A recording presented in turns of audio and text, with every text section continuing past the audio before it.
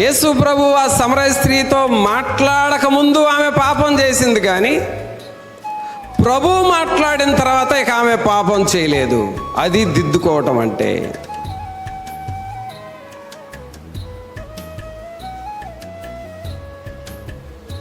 సోదరుడా, నీవు అలా దిద్దుకుంటున్నావా? మరి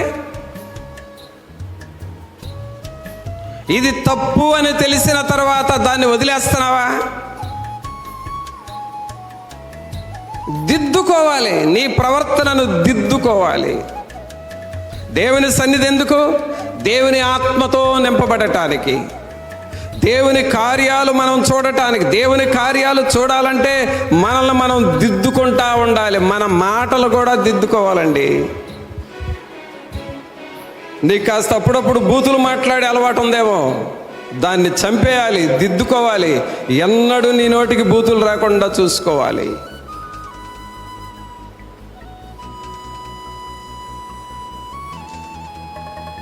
అప్పుడప్పుడు మోసం చేసే అలవాట్లు ఉన్నాయేమో, నువ్వు వాటిని వదిలేసుకోవాలి. ఆ మోసాన్ని పూర్తిగా మానుకోవాలి.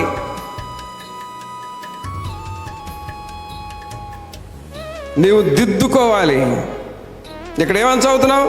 తమ నడవడి దిద్దుకొందురను నిరీక్షణ కద్దు. నిన్ను దిద్దుకుంటున్నావా? దేవుని వాక్యాన్ని చదవలేకపోతున్నావే అనుకో, ఇప్పుడు చదవటం ప్రారంభించి దిద్దుకుంటూ నేను నీ వాక్యాన్ని చదువుతాను అని నువ్వు దేవునితో చెబుతావా?